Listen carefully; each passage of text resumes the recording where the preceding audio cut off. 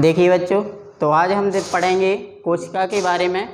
ठीक है, कोशिका में मैंने एक वीडियो बनाया था पहले, तो उसी को आगे बढ़ाते हुए हम देखेंगे कि कोशिका कितने प्रकार की होती है, इनको कितने टाइप से डिवाइड कर सकते हैं, इसके बारे में हम देखेंगे। ठीक है, अब देखें, हमने पढ़ा था सेल कोशिका के बारे में। तो कोशिका है क्या? तो कोशिका की खोज तो हमने बताया था। कोशिका की खोज कब हुई थी? 1665 में। किसके द्वारा? रॉबर्ट हुक के द्वारा की गई थी। किसके द्वारा की गई थी? रॉबर्ट हुक के द्वारा कोशिका की खोज की गई थी। अब हम देखते हैं, जिसे कोशिका यानी सेल यानी कोशिका का अध्ययन साइटोलॉजी में किया जाता है। किसमें किया जाता? साइटोलॉजी में। ध्यान से समझना बच्चों, यानी साइटोलॉजी को हम दो भागों में डिवाइड कर सकते हैं, जैसे साइटो प्लस लॉजी। साइटो का अर्थ क्या होता है पहले ही हम बता चुके हैं, यानी सेल। साइटो का अर्थ क्या है? सेल बच्चों। और लॉजी का अर्थ है टू स्टडी, मतलब जिसमें ऐसी विज्ञान की वह शाखा जिसके अंतर्गत कोशिका का क्या किया जाता है? स्टडी की जाती। कोशिका की स्टडी करना ही क्या कहलाता है? साइटोलॉजी कहलाता है। क्लियर हुआ? इसके बाद हम आगे देखते हैं, कोशिका जो होती है, कोशिका को दो भागों में डिवाइड कर सकते हैं। देखें कौन कौन। एक तो हम किस आधार पर? केंद्रक के आधार पर, और दूसरा है संरचना के आधार पर। किसके आधार पर? एक हम सबसे पहले हम देखेंगे केंद्रक के आधार पर जो कोशिका है वो कितने टाइप से डिवाइड है। तो देखें, जैसे इसे दो भागों में डिवाइड किया गया, यानी प्रोकैरियोटिक और दूसरा है यूकैरियोटिक। क्या है? प्रोकैरियोटिक और यूकैरियोटिक। प्रोकैरियोटिक को हम याद कैसे करेंगे और यूकैरियोटिक को याद कैसे करेंगे? तो जैसे प्रो मतलब प्राचीन समय, मतलब क्या होता? प्रो मतलब प्राचीन समय की कोशिका, और यू मतलब नए प्रकार की कोशिका। ठीक है, यानी कि प्राचीन जो कोशिका थी वो कैसी थी? उसमें जो ऑर्गन थे, कोशिकांग थे, सेल ऑर्गन थे, वो कैसे थे? अविकसित थे। कैसे थे? अविकसित। उसमें ना तो जैसे ना तो उस केंद्रक था, ना ही उसमें माइटोकॉन्ड्रिया, ना ही इसमें गोल्गी बॉडी, यानी ये सभी ऑर्गन जो होते हैं कोशिका के अंदर वो स्पष्ट रूप से क्या नहीं थे? दिखाई नहीं दे रहे थे। तो ऐसी कोशिका जो जिसमें कोशिकांग कैसे होते हैं? अविकसित होते हैं। तो अविकसित वाली कोशिका को हमने क्या कहा? प्रोकैरियोटिक कोशिका। और ऐसी कोशिका जिसमें कोशिकांग कैसे पूरी तरह से डेवलप्ड पाए जाते हैं, उन्हें हमने क्या माना? यूकैरियोटिक कोशिका माना। ठीक है, अब केंद्रक के आधार पर दो भागों में कोशिका को खुद डिवाइड कर दिया गया। लेकिन अब हम बात करें केंद्रक की, तो कोशिका के अंदर जो जैसे एक क्या है? एक कोशिका है, कोशिका के अंदर क्या होता है? एक केंद्रक होता है। क्या होता? केंद्रक होता। तो केंद्रक की खोज सबसे पहले किसने? केंद्रक की खोज रॉबर्ट ब्राउन के द्वारा की गई थी।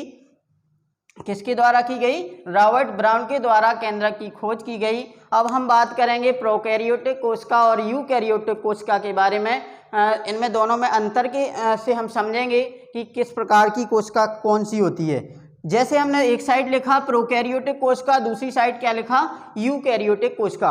अब प्रोकैरियोटिक कोशिका के बारे में हम देखेंगे, स्टडी करेंगे। और यूकैरियोटिक, तो देखो आकार के बारे में यदि हम बात करें बच्चों, तो आकार जो प्रोकैरियोटिक कोशिका होती है उसका आकार कितना होता है? 0.1 से 10 μm तक इसका आकार यानी कि साइज की होती है। आकार कितना होता? कंफर्म हुआ, यानी कि 0.1 से लेके 10 μm तक होता है, यानी म्यूएम को हम माइक्रोन भी बोलते हैं।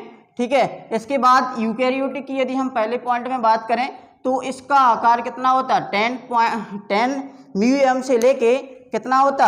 100 μm होता है। कितना होता है? 100 μm, यानी 10 म्यू से लेके 100 μm तक का इसका आकार होता है। तो यानी हम बता सकते हैं कि कह सकते हैं कि जो प्रोकैरियोटिक होती है वो कैसी है? अविकसित कोशिका है। और यूकैरियोटिक प्रकार की जो कोशिका है वो कैसी है? पूरी तरह से कैसी है? विकसित है, इसका आकार बड़ा है। इसके बाद हम देखें केंद्रक की बात करें, तो जो प्रोकैरियोटिक कोशिका हमने अभी देखा था कि प्रोकैरियोटिक जिसमें कोशिकांग कैसे हैं? अविकसित, यानी विकसित नहीं पाए जाते।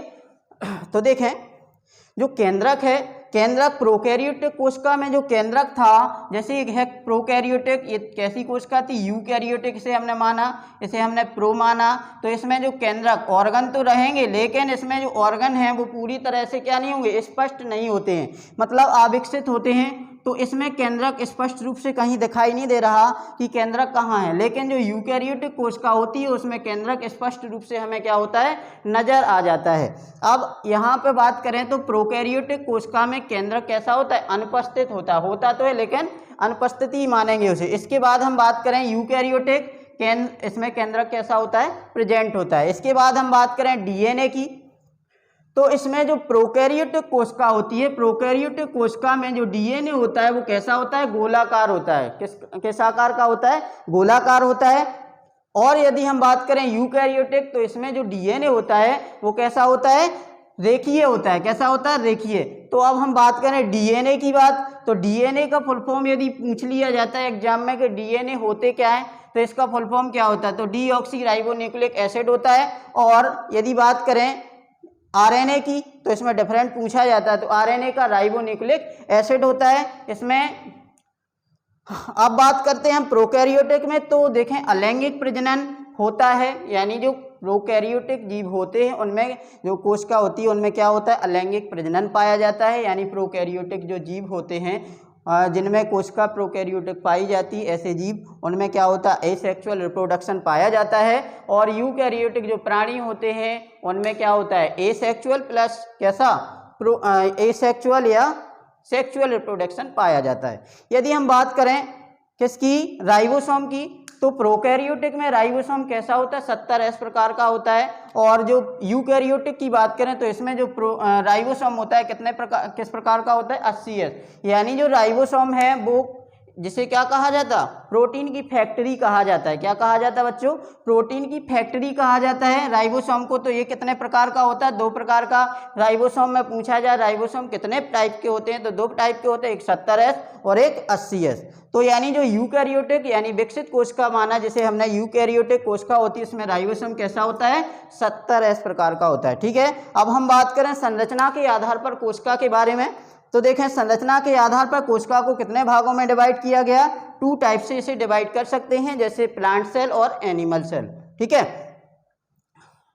देखें अब हम देखते हैं कि जो प्लांट सेल होती है उसके बारे में हम कैसे अंतर के द्वारा समझेंगे कि जो प्लांट सेल होती है और एनिमल सेल होती है वो किस प्रकार से होती है। ठीक है, तो समझे यहाँ पे देखें, सेल बाल इसमें क्या होती है, प्रेजेंट होती है। यानी कि जो प्लांट सेल होती है उसमें क्या पाई जाती है, सेल बाल उपस्थित होती है, यानी कि। और इसके बाद इसमें यदि एनिमल में देखें तो एनिमल सेल होती है इसमें सेल बाल कैसी होती है, एब्सेंट होती है, मतलब अनुपस्थित होती है। ठीक है, इसके बाद हम बात करें दूसरे पॉइंट पे, इसमें जो रिक्तकाएं यानी वैक्यूल जिसे कहा जाता है, यानी वैक्यूल कैसे कैसे होते हैं, रिक्तकाएं संख्या में कैसे होते हैं, कम होते हैं, और जो होते हैं तो वो कैसे होते हैं, बड़े बड़े वैक्यूल पाए जाते हैं, बड़ी बड़ी रिक्तकाएं होती हैं। यानी जो रिक्तकाएं खाली स्थान यानी वो वाला भाग उसे हम रिक्तका कहते हैं। एक संख्या में होते तो कम है लेकिन होते कैसे हैं, बड़े बड़े होते हैं। इसके बाद हम एनिमल सेल की बात करें तो एनिमल सेल में जो रिक्तकाएं होती हैं वो कैसी होती हैं, या तो होती ही नहीं है, और यदि होती हैं तो कैसी होती, बहुत ही छोटी होती हैं। कैसी होती हैं, बहुत ही छोटी होते हैं। यदि हम बात करें केंद्रक की, तो जो प्लांट सेल होती है उसमें जो केंद्रक होता है वो परिधि की ओर होता है। परिधि तो जानते हैं, एक सर्कल है, क्या है, एक सर्कल है, इसके किनारे जो होता है वो केंद्रक पाया जाता है, तो वो क्या होता है, केंद्रक परिधि की ओर होता है। यदि हम बात करें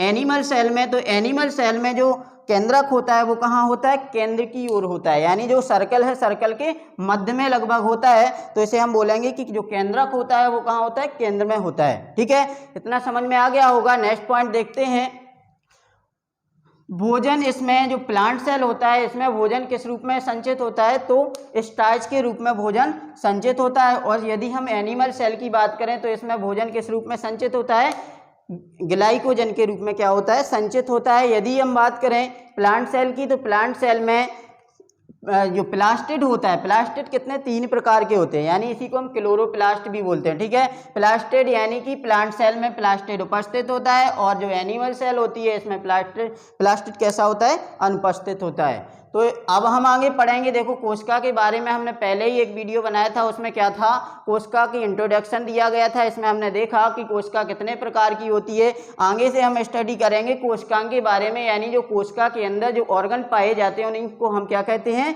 कोशिकांग कहते हैं बच्चों। देखें, अब देखें आगे हम पढ़ेंगे माइटोकॉन्ड्रिया के बारे में। ठीक है, तो इसके बारे में देखेंगे। थैंक यू, धन्यवाद।